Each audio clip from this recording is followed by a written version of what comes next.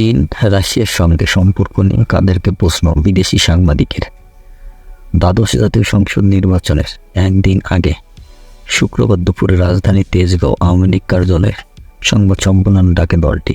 সেখানে বাংলাদেশের সাংবাদিকদের পাশাপাশি কিছু বিদেশি সাংবাদিক উপস্থিত ছিলেন। সংবাদ সম্মেলনে আওয়ামী লীগের সাধারণ সম্পাদক ওবায়দুল কাদের কাছ থেকে এক বিদেশি সাংবাদিক জানতে চান, বাংলাদেশ কেন চীন ও রাশিয়ার সঙ্গে সম্পর্ক বজায় রেখেছে। জাপানের সেই সাংবাদিকের প্রশ্ন ছিল, বাংলাদেশে ও জাপানের জোরালো সম্পর্ক রয়েছে। জাপান বাংলাদেশের অবকাঠামো উন্নয়নে ভূমিকা রাখছে। পাশাপাশি চীন ও রাশিয়ার সঙ্গে বাংলাদেশের জোরালো সম্পর্ক রয়েছে।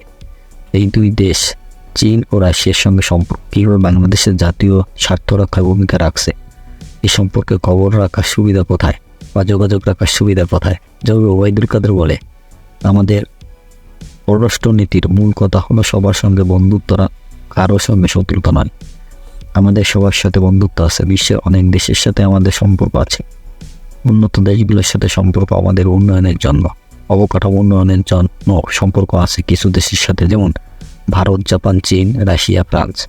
মেট্রো রেলের অর্থ যোগাতে জাপান আমার পার্থক্য রাখা উচিত হবে না। বন্ধুই, সবাই আমাদের বন্ধু।